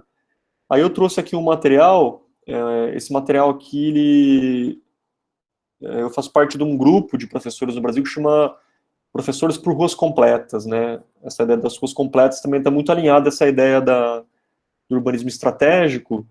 Isso aqui é um material de uma reunião que a gente teve com a Prefeitura de São Paulo. E eles apresentaram para a gente esse material de algumas intervenções que foram feitas em São Paulo nos últimos anos. Uma das mais famosas é essa chamada Área Calma de São Miguel. A gente consegue ver essa rotatória meio maluca aqui, né? Com uma pracinha triangular ali, solitária, né? Que a gente vê que não tem uso, né? As pessoas só passam por ela com muita dificuldade, não tem faixa de pedestre para chegar na pracinha. É uma rotatória meio disfuncional. E aí, depois da intervenção, ela virou isso daqui, né? A Área Calma de São Miguel, foi feita lá em 2016. Então, a gente consegue ver que o tráfego de automóvel nesse sentido foi proibido, né? Não é mais uma rotatória, agora as pessoas só conseguem passar de um lado ou outro, e o tráfego que antes fazia rotatória, agora ele tem que dar volta no quarteirão. E todo esse espaço aqui passou a virar uma área de praça, né? Virou uma praçona interligando aqui os comércios, né? com bancos, com mobiliário, e eles chamaram de área calma, né? Área calma de São Miguel, porque a velocidade natural dos automóveis se reduz quando ele vê um espaço desse. Uma outra experiência muito legal é essa da Joel Carlos Borges, também é um projeto bastante conhecido e que, inclusive, foi fruto de um concurso de estudantes de arquitetura, né? Essa aqui é a rua Joel Carlos Borges, né? É uma rua que, pela localização que ela tá, ela faz a localização, ela faz a interligação da estação Berrini, da CPTM, com essa área aqui, que é uma área com um potencial atrativo muito grande, né? Muita gente desce daqui da estação Berrini e caminha para cá para vir trabalhar nesses edifícios corporativos aqui. Então, uma rua que tinha um volume de pedestre absurdo. 22 pessoas para cada automóvel que passava nessa rua. Só que, quando a gente olha o espaço, né, o pedestre tem esse espacinho aqui e esse espacinho aqui, né. Foi feito um concurso, né, esse concurso chamava Três Estações, ele foi promovido pelo WRI e pela USP em 2014, e o projeto vencedor é justamente de uns alunos que tiveram como proposta a ideia do urbanismo estratégico. Que era o quê? Eles só não fizeram um projeto legal, como eles pensaram como ele deveria ser implantado fase a fase. Ele era um projeto faseado. Então, primeiro, as intervenções efêmeras na forma de eventos e como um projeto piloto. Depois vem as intervenções temporárias, são aquelas que vão ficar por um tempo, também com materiais de baixo custo, e aí vai ser feita a pesquisa de opinião, de validação disso, junto a quem mora na rua, junto aqui tem comércio, junto aos pedestres, né, para depois começar as melhorias de médio porte e depois as de grande porte, né, que é assim, você começar de fato a construir calçada, né, e hoje essa é a situação da via, né, hoje 67% da área passou a ser do pedestre e 33% para os veículos. Eles aumentaram, né, a calçada temporariamente ainda com uma faixa verde, com elementos que dividem a calçada, começaram a implantar alguns trailers, tipo food trucks e esses elementos, bancos. Se, com o passar dos anos, isso aqui se consolidar, né, se não houver redução no comércio, se não houver reclamações, né, se eles verem que isso houve um benefício, a prefeitura vai lá e consolida isso. Tira essa pintura aqui, faz virar calçada, né, põe arborização de verdade, põe banco de verdade, assim como está aqui no projetinho, né? Se consolida como uma intervenção fixa, né? Aí outro exemplo legal também é essa área calma de Santana, também foi feito em São Paulo, né? É uma intervenção que foi feita com a população do local, então eles mobilizaram as pessoas que moravam lá, lojistas e tal. Eles próprios participaram da implantação dessa área calma também. Essa área calma, hoje ela já se consolidou, né? Então o que a gente vê lá hoje está próximo disso daqui. Se consolidou assim, já foi implantada uma sinalização definitiva. Ela iniciou com a população fazendo isso aqui. Hoje ela já é uma intervenção já mais definitiva. Então aumenta os espaços de calçada, né, de esquina, reduz a distância de travessia do pedestre, que é muito importante isso para quem tem restrição de mobilidade. E aí tem a rota escolar também da José Bonifácio, que também era uma rotatória totalmente, um cruzamento totalmente disfuncional, próximo à porta das escolas. E aí tudo que a gente consegue ver colorido aqui hoje são espaços que foram pintados, né, de cores, inclusive cores já mais lúdicas assim, né, para aumentar o espaço do pedestre. Então, olha só, aqui foi colocado banco, cadeira, né, como uma extensão da quadra. São Paulo lançou também, né, em resposta a esse grande movimento, esse guia de boas práticas para os espaços públicos, e que ele traz uma série de estudos de caso, de algumas mudanças de ruas e de praças da cidade de São Paulo. Então, essa aqui é o estudo de caso que eles apresentam lá da Rua dos Ingleses, né, que é um grande estacionamento, e o projeto é que ela vire uma praça, né, o que hoje aqui desse lado é uma via com tráfego intenso, né, ela vira uma calçada compartilhada, espaço que o carro consegue entrar, mas também vai ter tráfego de pedestre em nível. O estacionamento passa a ser uma praça, né, passa a ter vida, passa a ter quiosque, passa a ter ponto de informação turista, alimentação, banheiro, enfim, e tudo temporário. Um outro exemplo bem legal também do que já foi feito é lá na Liberdade, né? Liberdade que todo mundo já ouviu falar ou conhece, né? Esse ponto aqui ponto turístico, né, o viaduto lá da Liberdade, e que até então era um espaço também muito pequeno para o pedestre, né, e aí foi feita essa intervenção também temporária, que houve um aumento das calçadas, né, com essa pintura aqui em verde, com esses balizadores, e com esses bancos, né, que foram implantados lá, e passa um carro só por vez aqui agora. E aí você vê naturalmente o aumento da quantidade de pessoas, o aumento da qualidade do próprio espaço. É muito comum, depois que é implantado essas calçadas aqui, a gente começar a ver idoso, né? Começa a ver a pessoa que tem alguma restrição de mobilidade usando esse espaço aqui. Por quê? Porque é impressionante a gente falar isso, né? Mas porque o espaço da rua, que era dos automóveis, tem uma qualidade melhor do que o espaço das calçadas. Então ela é mais livre, tem menos buraco, não tem escada, né? Não tem desnível. Então as pessoas começam a optar por andar na rua do que andar pela calçada, por conta, logicamente, da qualidade da calçada.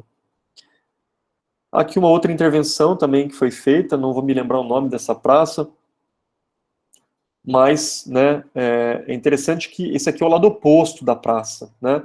Então vejam só, né, que elemento arquitetônico de grande relevância aqui e que não está conectado, né? Não estava conectado com a praça. Imagina que você está aqui nessa praça, você não consegue atravessar desse lado para dar de frente com essa fachada, né? E aí aqui, uma intervenção também super simples, foi criado um canteiro com pintura no solo, isso aqui é pintura. Foi feito um alargamento dessa calçada aqui também com pintura, com vasos, com pedras, né? Para quem é do paisagismo, deve falar assim, minha nossa, que coisa horrível, né? E de fato você olha e fala, que coisa, parece uma coisa mal feita, né?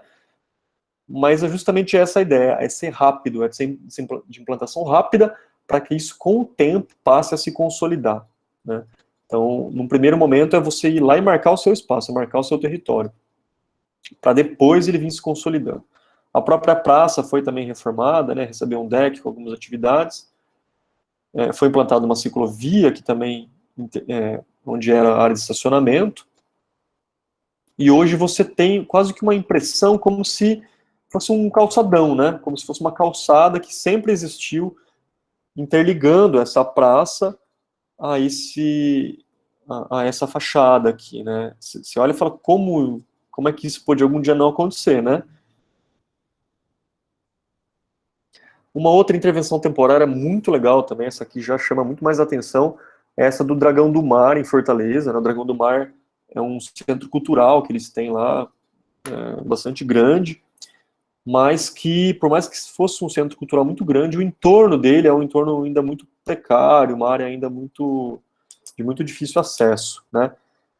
E eles fizeram uma intervenção temporária lá também, muito grande, né? Muito diferente. E aí tem algumas fotos dessa intervenção aqui. Eu vou primeiro mostrar as imagens de cima, antes e depois, que talvez fique mais fácil da gente entender. Então a gente sempre tem aqui um antes e um depois, né? Então vejam só o que era essa rua aqui antes, né? E o que virou ela depois. Então basicamente, esse carro aqui, que antes fazia uma curva desse jeito, né? Agora ele tem que fazer o quê? Ele tem que abrir um pouco mais a curva, porque agora o espaço dele passou a ser esse daqui. Antes você tinha duas faixas de circulação, agora você tem uma, né? Aqui você já tinha uma, continua tendo uma. Esse estacionamento a 45 graus aqui passou a ser feito aqui nesse cantinho. Ou seja, houve uma realocação de alguns elementos, e todo o restante do espaço, ele passou a ser agora espaço do pedestre, né? Então, essa faixinha branca que a gente vê aqui é o que delimita o espaço do automóvel do espaço do pedestre. Colocados vasos, né, colocadas mesas, tudo para aumentar o espaço de permanência. Aqui é uma outra do mesmo cruzamento, já com uma distância maior, né? Então veja o quanto que era um cruzamento meio disfuncional, né? Olha a largura dessa rua aqui. Para comportar duas faixas de rolamento e um estacionamento a 45 graus. Esse espaço que a gente vê aqui, ele já era zebrado, ó. Já não podia parar carro, já não podia circular carro aqui. Mas é um espaço também que o pedestre já não fica confortável de ficar parado, né? Você inicia a sua travessia nessa calçada e vai até aquela outra lá. Agora só isso aqui é travessia, ó. Veja a diferença. Aqui vários outros espaços também que foram temporariamente proibida a circulação e estacionamento de automóvel, né? Chama bem a atenção, né, as cores, né, desse projeto, assim, o quanto que ele de fato foi feito para chamar a atenção, né?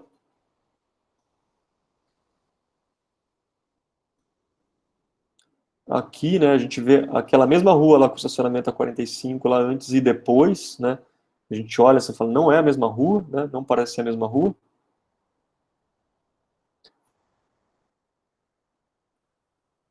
Aqui um outro, mesmo local também, antes e depois, como ele era durante o dia. É engraçado que a gente vai procurando as referências, né? O prédio no fundo para ver se é o mesmo, né? Não é montagem, hein, Karina? Eu gostava bastante de mexer no Photoshop, mas, ó, não tem essas habilidades aqui. Essa aqui também, né? A gente vê o prédio lá, ó. Aqui, ó, só você ver o orelhão, ó. É só você ver o orelhão. E veja, assim, o que é interessante do urbanismo estratégico, né? Coisas extremamente baratas, né? Baratas, assim. A gente não vê uma mega obra, né? Um calçadão sendo construído nessa etapa. Então, você implanta, testa, deu certo, continua, pesquisa, né? Avalia, se não volta atrás. No mesmo espaço também, a gente consegue ver aquele edifício lá que já era colorido, né? Ele permanece. Também vale lembrar, né, que hoje o próprio IAB, né, o Instituto de Arquitetos do Brasil, ele está com um projeto que chama Ruas Vivas. Ele lançou agora um chamamento para apresentação de projetos, que ele está em parceria lá com a Associação Comercial de São Paulo, para transformar alguns espaços públicos em resposta à própria pandemia. Quem depois tiver curiosidade, procure no site do IAB, iabsp.org.br, / ruas-vivas. Procure esse projeto lá, tem muita referência legal lá também. E aí eu trouxe algumas outras também que recentemente apareceram aí no Brasil. Essa daqui é em Campinas, é uma porta de uma escola, né? Uma esquina que eles implantaram isso aqui para reduzir a distância de travessia. Então, antes, o que acontecia? O pedestre esperava aqui, né? E tinha que atravessar até lá. Agora o pedestre já cruza, espera o carro, espera para atravessar aqui, o cruzamento é bem menor, né? E aqui ele já se sente seguro de novo. Isso, gente, para uma pessoa idosa, né? Que tem um caminhar lento, isso aqui, assim, é uma mudança de sociabilidade, né? Uma pessoa que hoje mora de um lado aqui não cruza a rua. Eu falo isso porque a minha avó acontece isso, ela não atravessa a rua, porque ela anda muito devagar, né? A rua é muito perigosa, passa carro muito correndo. E aí você pensa, poxa, e se você conseguir, então, dar mais segurança na travessia, né? Reduzir a distância de caminhada. É uma mudança de sociabilidade para essa pessoa, né? Ela começar a poder ir ver uma vizinha que ela não ia porque ela achava a rua perigosa, né? Uma mãe que tem que todo dia buscar o filho na escola porque tem medo dele cruzar a rua, né? Quando chega no espaço desse, é outra sensação de segurança, né? O carro, quando chega no espaço desse, ele naturalmente reduz a velocidade, é estreito, né? É diferente. Aqui também é uma porta de uma escola, é quase aqui a ideia do parklet, né, daquelas extensões temporárias também de calçada. Então, as crianças conseguem hoje esperar aqui para fazer a travessia, né? Para o automóvel é uma situação inesperada também, então ele naturalmente vai reduzir nessa situação. E vejo também que com elementos de baixíssimo custo. Essa daqui que é Belo Horizonte, também uma porta de escola, né? Então aqui eles criam um elemento que a gente chama de chicane, né? A chicane, que é você forçar o carro a fazer essa curva aqui para que ele tenha a redução de velocidade. E esses espacinhos criados aqui no meio acabam virando extensão das calçadas, né? Aqui a gente consegue ver ela por cima. Aquele portão que a gente... Esse portão aqui que a gente vê, desse lado, ele é justamente esse daqui, ó. Essa daqui é a chicane que eu falei lá, é o desvio que o carro tem que fazer. E aí você tem, então, as crianças passam a esperar nesse espaço aqui, né? Então você, primeiro, dá mais conforto, evita qualquer situação de aglomeração, né? Facilita embarque e desembarque, né? Pode esperar desse lado, reduz a distância de travessia do pedestre, né? Isso é bem interessante também. Bom, eu trouxe também alguns exemplos de algumas alterações fixas aqui, mas acho que não vem tanto ao caso, já algumas já temporárias. Esse material aqui, para quem tiver curiosidade, vou passar bem rapidamente aqui. Ele é de um livro que chama Guia Global de Desenho de Ruas, que ele mostra diversas situações de alterações já fixas, né, de ruas, né, tipo, alguns antes e depois, né, de como elas poderiam ser, só a partir dessa ideia do redesenho, né, que não quer dizer que vai ser justamente o urbanismo estratégico, mas que pode ser iniciada essa mudança pelo urbanismo estratégico. São só alguns exemplos aqui, né. Aqui já depois de consolidada, aquelas extensões de calçada, como que elas ficam, né. Então, São Paulo implantou diversas dessas extensões aqui. Vamos pensar, né, que nem todo cruzamento, né, se eu fizer um cruzamento aqui, quando eu tenho um cruzamento de uma mão única com uma mão única, eu não tenho conversão em vários raios aqui, né? Então tem raio de esquina que eu não tenho conversão de carro. Ninguém vai virar nessa esquina, né? Ninguém vai virar nessa esquina aqui. E aí são aqueles raios gigantescos, né? Um raio que vira até um bitrem consegue virar nesse raio aí. É um espaço que você pode ir lá e implantar essas intervenções, né? Estender essa esquina, reduzir a distância da faixa de pedestre, colocar mobiliário urbano, né? Fazer uso dessa esquina, né? As esquinas são pontos de vida, né? Pontos de encontro. Então, isso aqui é um exemplo dessa intervenção temporária aí. E aí tem vários outros que eu trouxe na sequência aqui, já como intervenções físicas, né? Mostrando alguns exemplos. Vou passar bem rapidinho aqui, tá, Karina? Para que a gente possa ir abrir para dúvidas e comentários, tá? Aqui uma elevação de esquina, né? Esquina toda elevada, na forma de platô. Aqui como extensão de um calçadão. Esse aqui é um exemplo de um dos platôs. Já a gente vê que o platô ele fica todo no mesmo nível, né? Passeio público e o cruzamento. As mini rotatórias, como a gente viu naquela área calma lá de São Miguel, né? A mini rotatória ela também ajuda bastante a reduzir a velocidade dos automóveis. Esse aqui é o exemplo lá das superquadras de Barcelona, né? Então eles não permitem mais o cruzamento, só entra quem é morador. Aqui a diferença, quando a gente passa a pensar esse espaço que ninguém usa, né? Ó, um espaço que ninguém usa aqui. Esse espaço aqui, ninguém usa, né? Então por que não aumentar esse espaço para o pedestre? Aqui um outro exemplo desse guia global de desenho de ruas também, com as travessias elevadas nas esquinas. Esse daqui é um exemplo do que aconteceu de fato em Nova York, né? Era um cruzamento gigantesco, e tudo isso que está em amarelo aqui foram áreas que o passeio público foi estendido, né? E os movimentos foram regulamentados, né? Você tem hoje movimentos cruzamentos mais com uma angulação mais correta, né? Mais em T, com menos ângulo, menos faixa de rolamento. Aqui um exemplo de uma rua também antes e depois. Criação de canteiros centrais. Efeitos visuais, como a mudança de padrão de piso também. E por aí vai. Tem alguns outros exemplos aqui, mas vou passar bem rapidinho, só para a gente reabrir aí para um bate-papo. E aqui alguns exemplos antes e depois também, já. Isso aqui é sempre legal a gente ver, porque isso aqui é Holanda da década de 70, né? Então, quando lá atrás eles começaram a pensar nessas mudanças do desenho da rua, a realidade deles era essa, né? Que é mais ou menos a nossa realidade hoje. Hoje, para eles, é isso aqui, né? Também, aqui, Karina, procurando as referências, né? Ó, não, eu estou comparando ao fundo os prédios. A gente vê que é antes e depois mesmo, você vê que é antes e depois. E assim, né, essas mudanças aqui não começam do nada, né? Elas não vão começar com um prefeito que resolveu fazer isso. Elas vão começar com briga, né?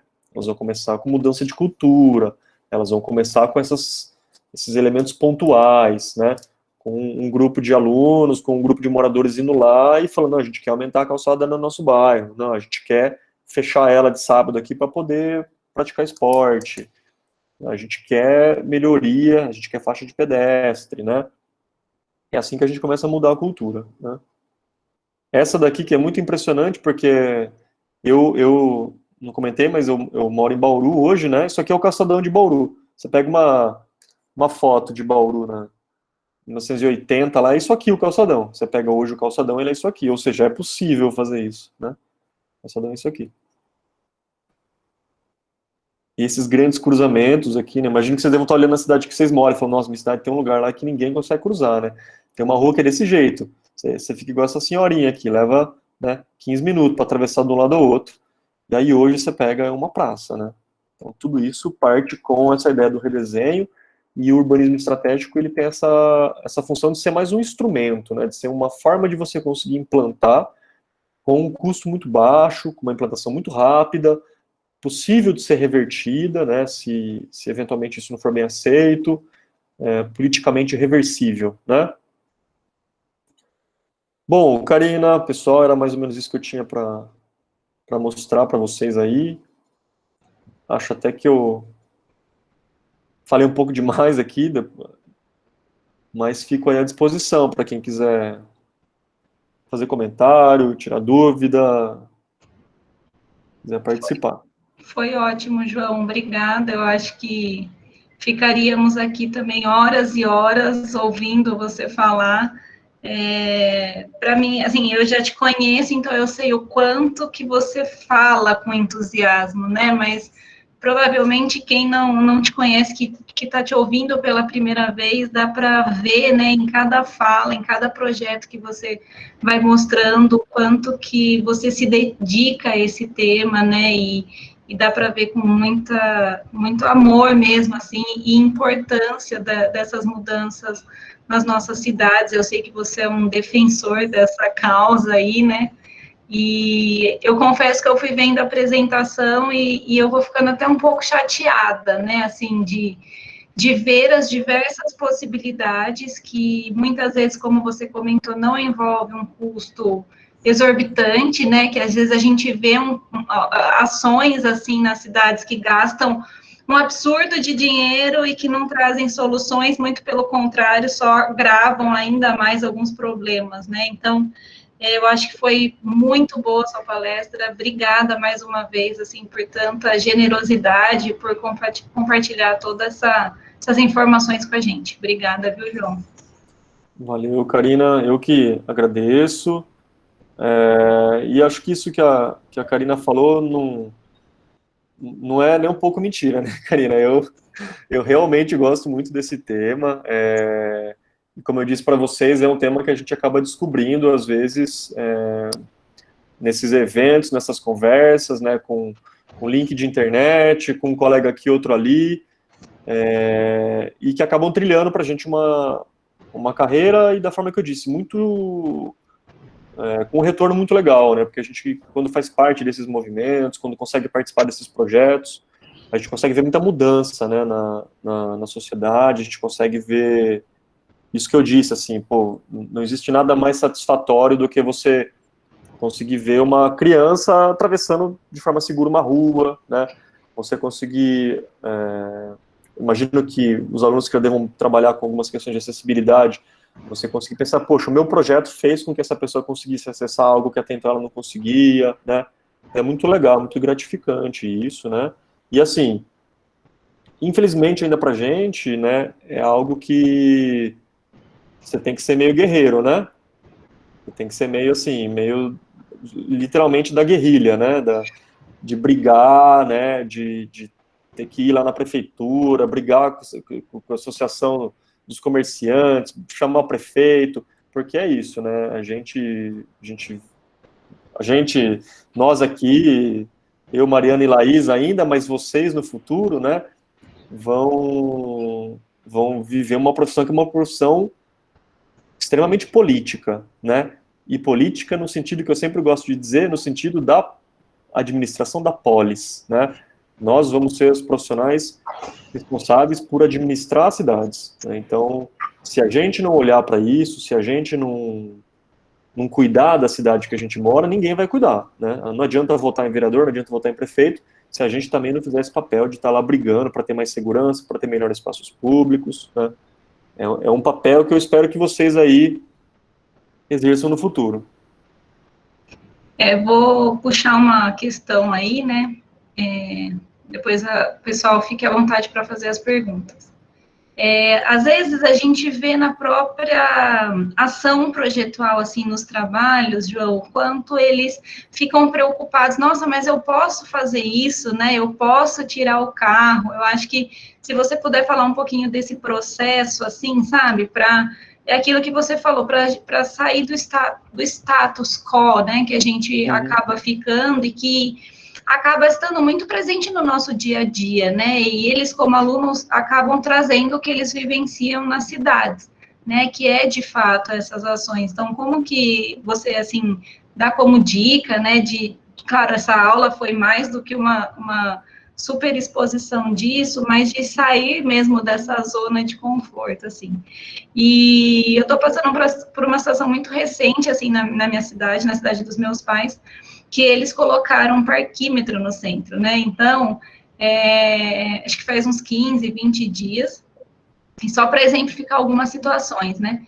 E as ruas que ficavam, né, lotadas de carro, agora você passa, eu ando nas ruas, eu falo, gente, o centro tá limpo, né? Porque você vê um ou outro carro parado, as pessoas não querem pagar o valor, a gente vê que muitos eram de pessoas que trabalham ali, que ficavam ocupando aquele espaço, às vezes a gente tem que ir de carro muito rápido, e agora tem vaga para estacionar.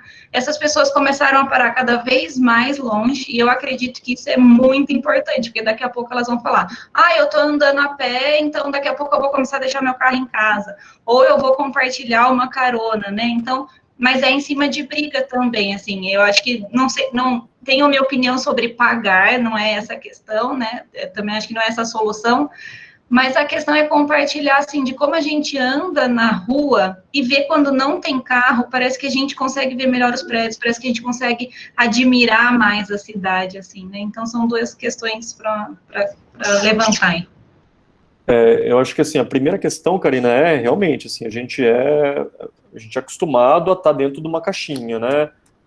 Se eu falar para qualquer aluno aqui hoje, assim, desenha uma rua, o que a gente vai desenhar? Duas linhas paralelas, né? Duas linhas paralelas, com uma largura de calçada e uma largura de rua, né? A primeira pergunta que vai vir é qual é a largura da rua? O que sobrar a gente pode calçada, né? É mais ou menos isso que a nossa cabeça nos leva a fazer. Mesmo quando eu falo assim, faça uma casa com 2 quartos, uma cozinha e uma sala, né? A gente naturalmente faz um quadradinho. Então, esse mesmo processo que a gente tem de quebrar a ideia da casa sendo um quadradinho com 2 quartos, um banheiro, uma cozinha, a gente tem que começar a fazer também para o espaço da rua, né? Só que a gente ainda tem uma legislação muito engessada nas nossas cidades, né? Mesmo a gente tendo a Política Nacional de Mobilidade, que é recente, ela é de 2012, né? A gente está ainda falando de cidades que têm leis e códigos de posturas ou leis de zoneamento de 1979, de 1982, como, por exemplo, a de Bauru, e que permite calçadas com 1,5 metro, né? Então, ainda é uma briga que vai desde o âmbito da lei até a questão política, né? Até a questão política. Hoje, as cidades que têm feito planos de mobilidade, e têm seguido corretamente esses planos, elas já têm feito, pelo menos naquilo que é recente, né, naquilo que é novo, novos loteamentos, por exemplo, mudanças, né? A gente já começa a ver passeios com pelo menos 2 metros de largura, mobiliário urbano colocado nas faixas que não são faixas de circulação, né? Então, isso a gente já tem visto. Agora, essa mudança nas áreas já existentes das cidades, né, elas têm que vir por meio de política e que passa necessariamente por restrição. E a restrição é tirar espaço do automóvel ou usar aquele espaço que até então é isso que eu chamei de dead spaces, espaços mortos, né? Mas assim, volto a falar aquela brincadeira que eu fiz no começo lá. Se alguém um dia descobrir em algum lugar na nossa Constituição, no Código Civil, que fale sobre o direito ao estacionamento, vocês me avisem que eu vou rever toda a minha fala. Porque não existe isso. O direito ao estacionamento não existe. A gente tem que dar direito ao transporte. E principalmente a pé, por bicicleta e para o transporte público. O que sobrar, a gente dá para o automóvel. Esse tem que ser mais ou menos o nosso pensamento. Eu sei que isso parece uma loucura, né? É uma loucura, mas se a gente não começar a pensar nisso agora, daqui a 40 anos, não vou contar na cidade de novo, Karina, daqui a 40 anos, é a gente que não vai estar conseguindo atravessar um cruzamento, né? É a gente que vai estar com dificuldade, né? Então, a gente tem que começar a mudar. Igual quando a gente lá atrás começou a falar de acessibilidade, né? Pra gente isso já é um tema meio batido hoje, né? A gente fala, pô, já é fato que tem que ter. Com o tempo a gente espera que isso também comece a mudar, né? Muito bom. E Alguma pergunta? a segunda questão que você falou era do estacionamento de parquímetro Sim, e tal, né? Realmente, logo quando a gente estava nos primeiros meses aí da quarentena, e eu precisava me deslocar, eu usava muita bicicleta, né? Eu estava me deslocando a pé também. E era, assim, outra cidade, assim, você caminhar espaços e olhar coisas que você nunca tinha visto, assim. Você parar numa praça que você fala, nossa, eu nunca tinha visto essa praça aqui, porque ela só era estacionamento, né? Ou assim, eu nunca tinha escutado, nunca tinha caminhado nesse lugar sem ter barulho, né? Isso muda muito a nossa percepção. Legal. Mais alguma pergunta, pessoal? Algum comentário? Liguem o microfone, né? Câmera. Eu não tenho uma pergunta, mas eu tenho um comentário de que eu realmente fiquei impressionado com as possibilidades que se tem e com custo muito acessível. Porque a primeira coisa que se pensa quando vai tentar implementar um projeto é o quanto vai gastar. E normalmente se utiliza disso para justamente vetar ele. E com a palestra eu lembrei de uma situação que acabou acontecendo justamente hoje, em que eu estava indo para o campus da faculdade, por volta das 7 da manhã, 8, e na Avenida Nicolau estava um calor ridículo de forte. Algo que não condiz com o horário. E no momento em que eu adentrei o campus, que eu passei pelo portão, foi como se eu estivesse entrando numa sala com ar-condicionado, justamente por causa da grande arborização que se tinha no local.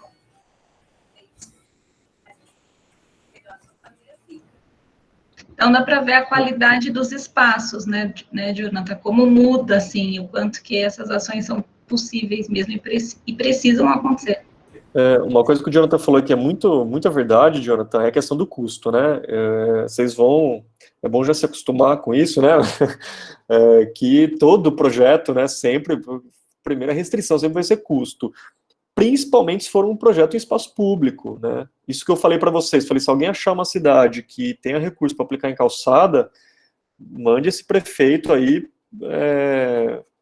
virar presidente, porque dificilmente a gente encontra isso. As prefeituras, só que ao mesmo tempo, eles têm milhões para fazer recap de rua, tem milhões para implantar.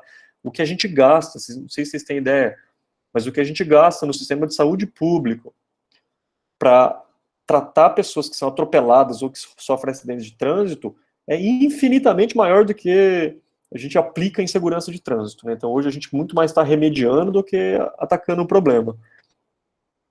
E essa situação aí, né, das intervenções temporárias é aquela desculpa que o prefeito não pode dar, né? Ele não pode vir e falar, não tenho recurso para fazer isso. É meia dúzia de vaso e 2 latas de tinta, né? E se ele falar que não tem gente para fazer, a gente mesmo vai lá e faz, né? Então, deixa aí que eu faço. E de fato, não sei se vocês notaram, mas várias dessas intervenções, elas foram feitas pela população. Esse movimento, né, do urbanismo estratégico, ele é um movimento meio ativista, né, meio de associações, de entidades, de coletivos, que vão lá e fazem.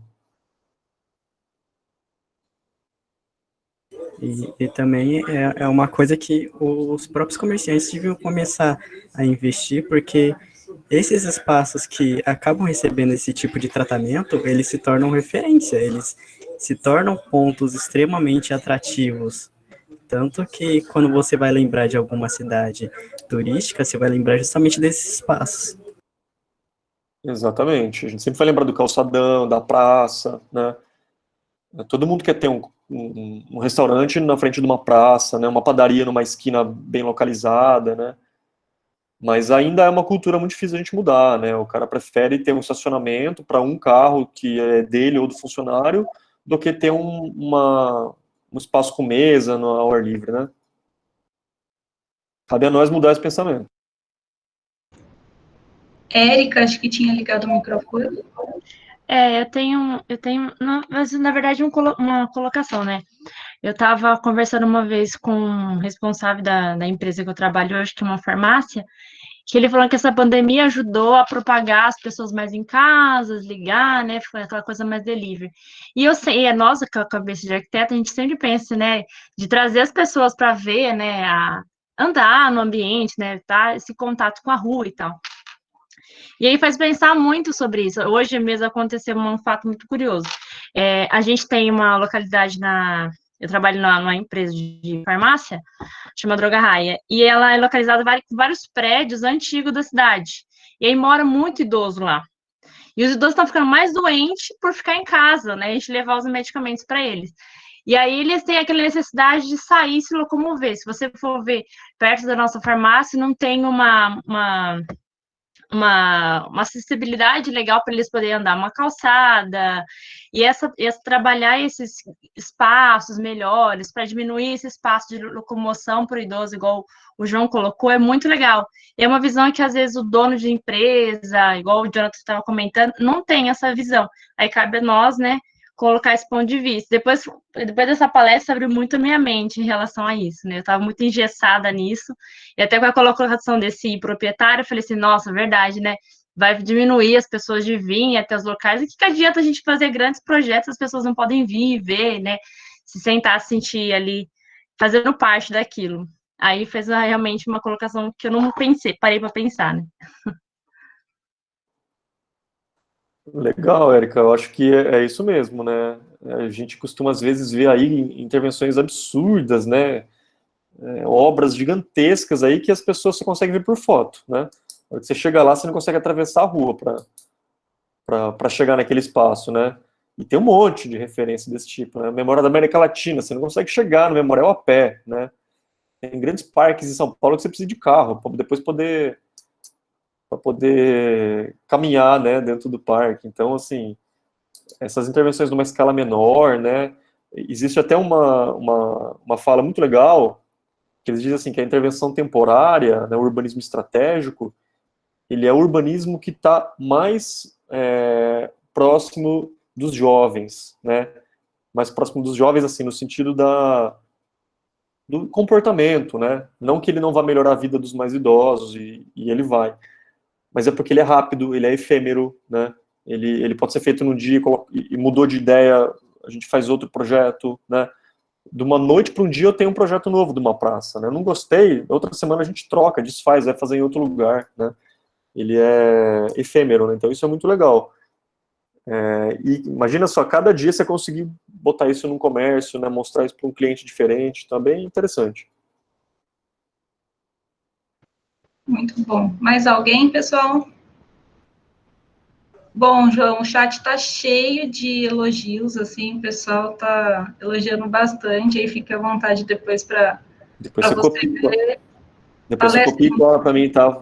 Palestra incrível, ótima palestra, abriu muito a visão deles. Se você quiser, eu até posso ler, mas são muitos mesmo. Não, tô brincando, eu tô brincando. Que depois é legal você dar uma olhada, assim, o pessoal gostou bastante. Obrigada, viu? Mais alguém, pessoal?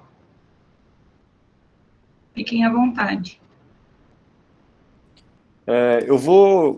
Viu, Karina, eu vou passar aqui no chat, eu passei o link do YouTube, daquele vídeo das super manzanas lá de Barcelona, mas eu vou colocar algumas outras referências legais, que eu sempre, no final dessa palestra, que são justamente as referências de alguns slides que eu uso, tá? Legal. Para quem quiser depois procurar. Boa noite, meu nome é Daniele, e aqui em Penápolis eu moro mais ou menos ao lado de Lins, e aqui a gente assim, os comerciantes que tem no calçadão lutam há anos para fechar o calçadão, porque não é que nem o calçadão de Lins, Araçatuba, Rio Preto.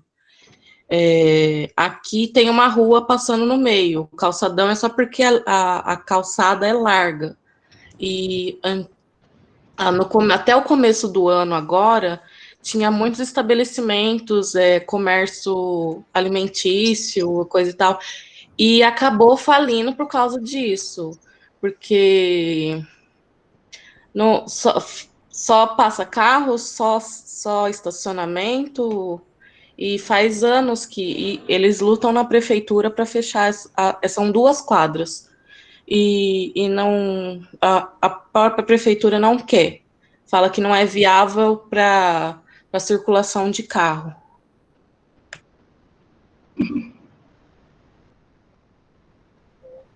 Daniele, não é isso? Isso. Daniele, se eu fosse lojista, eu já tinha botado um cavalete lá, já tinha fechado. Né? Então, eles andaram fechando uma vez no mês para mostrar para a prefeitura o quanto que ia chamar o povo, principalmente na parte noturna da cidade.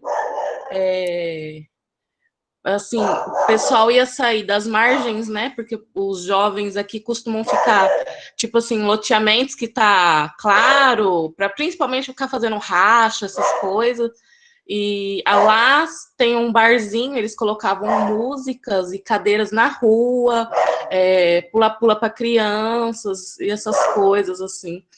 E ficou um ambiente muito legal, principalmente para as crianças, pais jovens que levam as crianças, né, para se divertirem também, não só ficar dentro de casa, né, porque criança... A prefeitura não quer, é isso?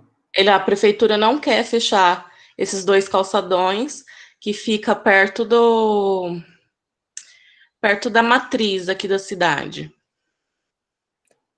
Assim, vou te contar que geralmente a gente vê o contrário, né? Geralmente a gente escuta o contrário. A prefeitura propondo o fechamento e os lojistas não querem o fechamento. Não, os lojistas queriam porque, assim, era um monte de lanchonetezinha que não tinha onde colocar cadeira. Onde que eles colocaram cadeira? Nas calçadas. Além de atrapalhar quem estava comendo, atrapalhava quem estava passando. Então, daí ia aumentar. Né? E a prefeitura não quer. Eles mexeram muito nas mãos de veículos vai e volta, né? Na cidade, eles não quiseram fechar. Eu acho, Daniela, que isso aí é um trabalho muito legal para um TFG, um TCC, viu? Uhum. Vou deixar a dica para você já.